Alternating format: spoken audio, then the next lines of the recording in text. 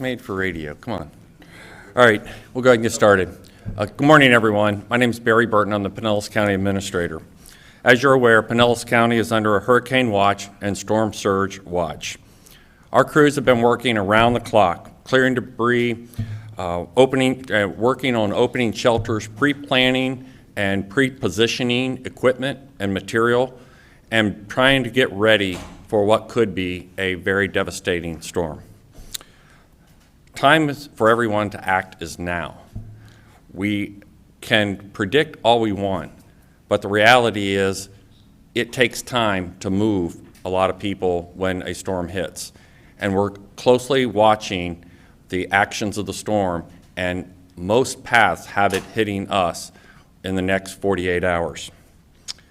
The storm is far-reaching. The storm surge is significant, and the wind impacts will be felt sooner than the eye of the storm.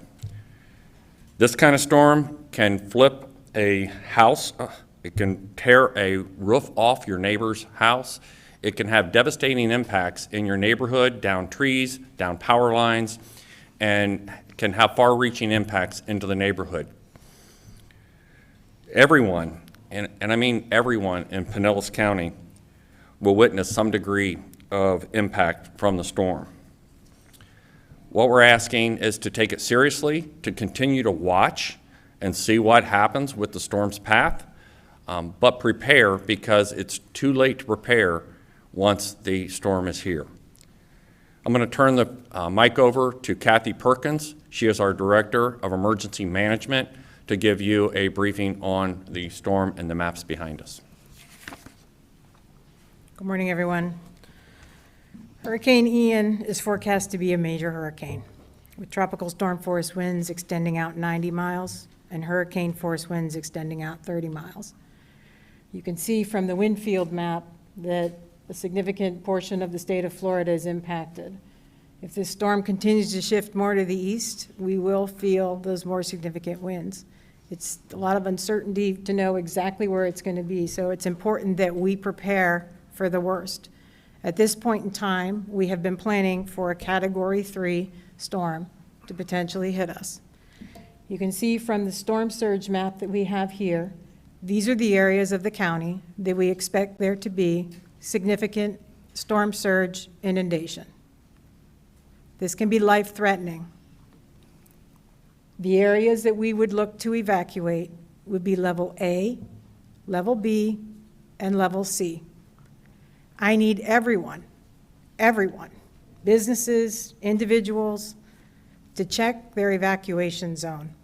We updated our zones this year in 2022, so don't assume because you might have been outside of a zone last year, your zone hasn't changed.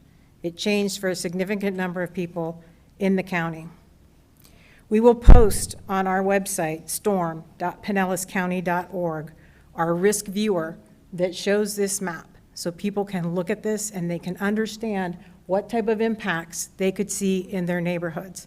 This is going to be a lot more than what people saw for Hurricane Eta a few years ago. So for those of you that lived on the barrier islands and had that flooding, you can expect something more significant with that. The other challenge, well, many challenges with this storm, is we are expecting 10 to 15 inches of rain. Our ground is already saturated. Our public works folks have been actively working to pump down Lake Taylor, Lake Seminole, pumping in Brooker Creek. But we do anticipate there will be significant flooding in relation to this rainfall. The bad piece of news we got this morning is that this storm is trending to slow down, which means it potentially could sit on top of us for 47 hours. That's a lot of rain, and it's not going to be able to drain out quickly. If you live in an area that is prone to flooding, I need you to protect your home, raise your belongings, and be prepared. If you live in one of these storm surge areas, you need to prepare to evacuate. This is no joke. This is life-threatening storm surge. We have been actively working with homeless outreach teams to reach our vulnerable populations, to provide them with awareness, and to let them know what services are available. We are actively reaching out to our special needs registrants, which is over 4,000 people in our county, to confirm that they want to evacuate, and we'll begin transporting some of them this evening and continue with that evacuation tomorrow. We are actively working with our hospitals and our long-term care facilities in the areas of inundation. We have 99 facilities that are at risk. We ask that our long-term care facilities begin their evacuations today. We're already seeing some of our hospitals do that. We will be opening general population shelters tonight at 6 p.m. at Ross Norton Community Center in Clearwater, Lealman Exchange Community Center in St. Petersburg, and Largo High School in Largo as a general population and pet-friendly site. You can find the addresses for these shelters on our website at storm.pinellascounty.org. We will be opening additional shelters tomorrow morning at 7 a.m. If you can stay with friends or family, we encourage you to do so.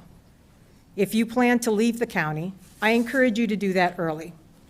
Other counties are starting to order evacuations, and you will see that what is normally a 1-hour drive to Orlando may become a 4-hour or a 10-hour drive as traffic builds up. We will be running transportation through PSTA buses. They run from 5 a.m. to midnight. The County Information Center is available if you have questions or you need to talk to someone. That number is 727-464-4333. We also provide live chat, and you can access that through our pinellascounty.org website. We encourage you to go to the storm.pinellascounty.org site to look at our risk viewer. You can look up your evacuation zone. It will link you to the evacuation centers that will be opening so you can find the addresses. We also encourage you to sign up for Alert Pinellas. Alert Pinellas we send out notifications directly to your cell phones, your emails. We'll let you know when we're calling evacuations. We'll let you know when shelters open.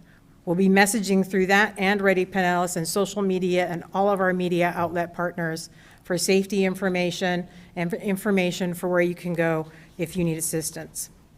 Today, everyone should be topping off their gas tanks, getting their non-perishable foods, water, medications, and items ready, whether you're evacuating or sheltering in place. Your plans should include all members of your family, including pets. I ask each and every one of you to look out for your neighbors, exchange phone numbers, work together for supplies. Look out for the elderly and vulnerable, your friends and neighbors, and check on them to make sure they have what they need. If possible, invite them into your home. This is going to be a scary event. So if you're together with friends or family, it just makes it that much better for you. If you are outside of one of our evacuation zones and you can invite someone into your home to shelter with you, we ask that you do that. Reach out to your coworkers, your neighbors, your friends. Again, you can find out more information on what to have in your kit, how to prepare your home, information on generator safety, how to clean up after flooding, what to do if you have damages to your home. You can access all the information on our website through storm.pinellascounty.org. We also have information in our Ready Pinellas app, and once you've opened up one of those tabs in the app, it will save that information to your phone. So if the internet goes down, you'll still have the information in the palm of your hand. We encourage everybody, as I said, who may be leaving the county or have an alternate place to go to start so today. We ask that the tourists that have been here and enjoyed our beautiful beaches and beautiful weather to start heading home. We want you to have fond memories of Pinellas County, and we invite you to come back when this is over. We want to stress that if you live in a mobile or a manufactured home, regardless of where it is in the county, you will need to evacuate. These winds are going to affect the entire county. I want to thank everybody who has been working around the clock to help our community prepare. People in grocery stores and gas stations have made sure that they have supplies available. All of our agencies and partners that have been working on activities to support preparedness. It might seem like an easy feat to open a shelter, but it takes a lot of coordination. We thank the school board for their support and coordination, and all of our partners. Each of you has a role to take, and the time to do that is now. With that, I'll turn it over to Sheriff Galtieri. Thanks, Kathy. So the challenge for us during the last 48 hours or so is to get it right, to make the right calls. It's an art, it's not a science. We don't want to underreact, we don't want to overreact. We want to hit the sweet spot and make sure that we get it right as far as the public's concerned in the messaging. That's why we're here this morning, because all the information tells us that this is very serious. We need to respond accordingly.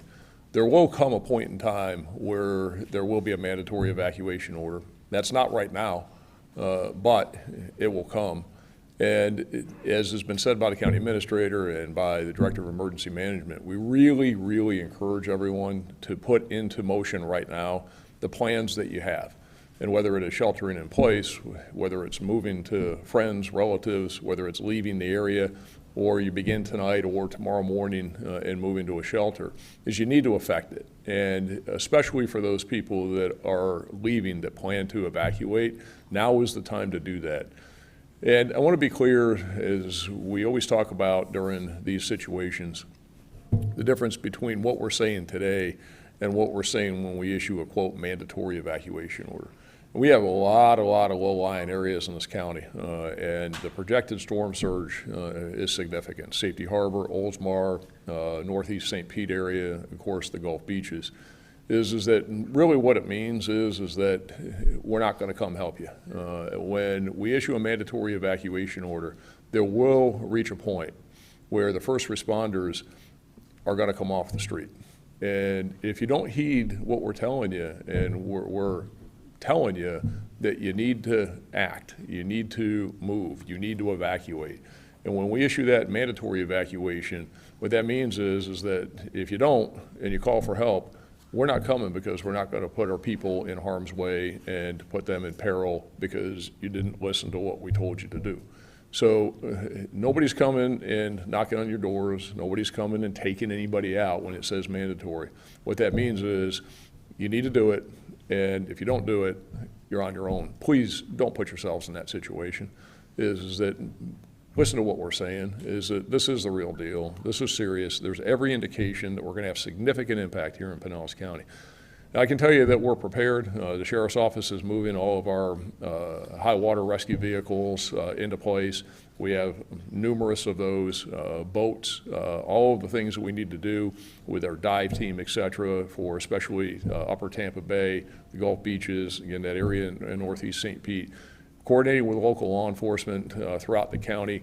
We've got our plan going in, our plan during, our plan after. So we are prepared, and we're going to do everything that we possibly can to keep Pinellas County as safe as we can be. But we need you to help us in this endeavor, help us help you, and that is listen to what's being said, listen to the directions, listen to the warnings, and the fewer people that are in harm's way that eventually we do have to go rescue, we can focus on other things. So.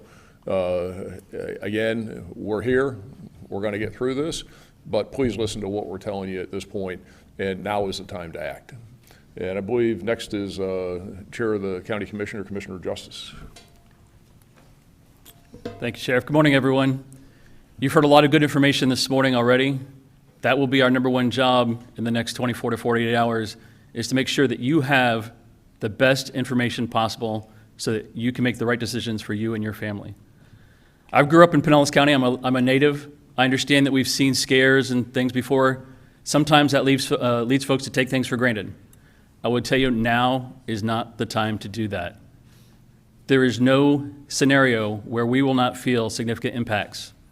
You need to make the best decisions for you and your family at the right time. Pinellas County employees have been working around the clock and will continue to do so to get us through the storm. We'll provide that information.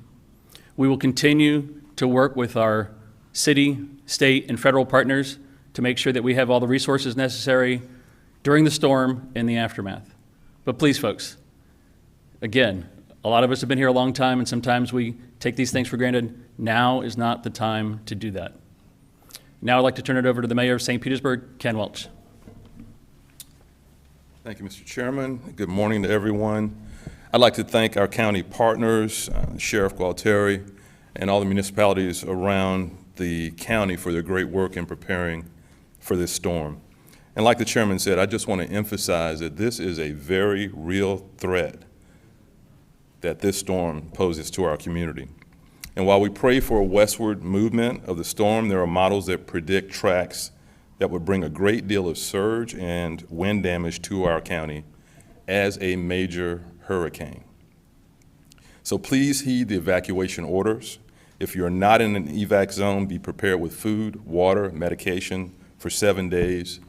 And please look out for your neighbors, the elderly, and others in your circle who are not prepared. The St. Pete EOC is also activated. We're securing facilities, work sites, and equipment today. We have 3 locations for sandbags operating at Lake Magori, Northeast Park, and Northwest Pool.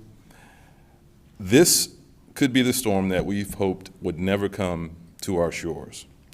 I know that our partners across the region and here in Pinellas County are working to ensure everyone's safety and recovery after the storm. But today, we need you to heed the direction of the county leadership and our first responders and remain vigilant. We will make it through this only by working together. Please be safe. Thank you, Mr. Chairman.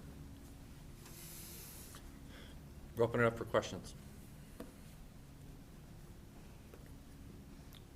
What do you anticipate for a storm surge, say, in St. Petersburg or in your county? Go ahead. And where do you think the storm surge will be? So this map over here shows the levels of storm surge. We anticipate the areas where it will be worse are in the inner parts of Tampa Bay. What will happen is as the storm surge comes in, it'll get pushed into Tampa Bay, and then it has no place to go but up on land. So we're very concerned about the area up here for Oldsmar, very concerned here. We're looking at down in St. Pete Beach, anywhere from 6 to 10 feet of surge with this particular scenario. And then back over at the mic, could you just explain what happens to somebody who doesn't know or seen storm surge like that before, 6 to 10 feet? What happens to that part of your county? Do houses go under, or hotels? So at 6 to 10 feet of storm surge, and remember, this is like a wall of water coming in, and it will come in very rapidly, very powerfully. This could push houses off of their foundation. I think taller buildings would be okay, but don't hear me saying if you live in a high-rise or in a hotel, you should stay. You still need to evacuate. There's going to be significant debris and damages. Roads could be washed out. Bridges could be impacted. Most high-rise buildings, all of their electrical equipment, elevators, everything is down on the ground floor. All that stuff is going to be washed away. And as the sheriff said, we have to make sure that our first responders are safe. So police and fire are not going to be out there to help you. So if you live anywhere in these areas where this inundation is going to occur, you need to evacuate. That's life-threatening storm surge. Thank you. You're welcome. I know it's hard to say when these evacuations could come, but what kind of factors are you looking at before that decision will be made? So we're continuing to watch the trajectory of the storm, the timing of the storm. It's really important. So that's why today we're encouraging, like I said, we want the tourists to leave. We want those people that are going to go out of county to leave. We want our long-term care facilities and our hospitals to start that evacuation because it is time-consuming. And then, we're looking at, I'll be tomorrow to call that evacuation order. We want to make sure that we get people out of harm's way. Can I just add to that for a second here? Because and I want people especially to know, when the mandatory evacuation order is issued, is that that's when we start locking down the beaches as far as people going back in who don't belong out there. It restricts ingress, egress. That's why we're trying to balance this. I want to be really clear about this. For all practical purposes, get out right now, okay? Everybody needs to go. And we're trying to, again, be judicious in this implementation of the mandatory, because when that happens is when stuff starts to get locked down and people can't go back and forth, and we're only letting residents out there, and it's much more restrictive. So we're trying to give people flexibility, but nobody should think that because we're trying to be as pragmatic about this as possible and as reasonable and allow people that fluidity to get back and forth, that in any way, shape, or form, anything we're saying now means wait. It doesn't. It means go. Sheriff, before you leave, are we doing anything different for the jails right now, sir? So the jail has a vertical evacuation plan. There's multi-story buildings out there. It is a concern. It is close to Tampa Bay. I think we'll be okay out there right now. We have the right plans in place. The biggest concern I have out there would be electrical. We do have backup generators, et cetera. Plumbing is another problem at the jail. We have just under 3,000 inmates currently in the jail. We have no plans to move anybody, and we will affect the response plans that we have in place. So I think we're going to be okay out there. We're monitoring it. I know across the state there has been a request sent out for the jails that have open space that are in less vulnerable areas. So if we have to move inmates, we'll move them to those jails that have open space. Right now, I don't anticipate having to do any of that.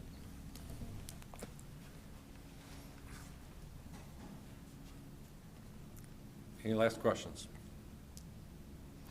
All right, thank you all for coming.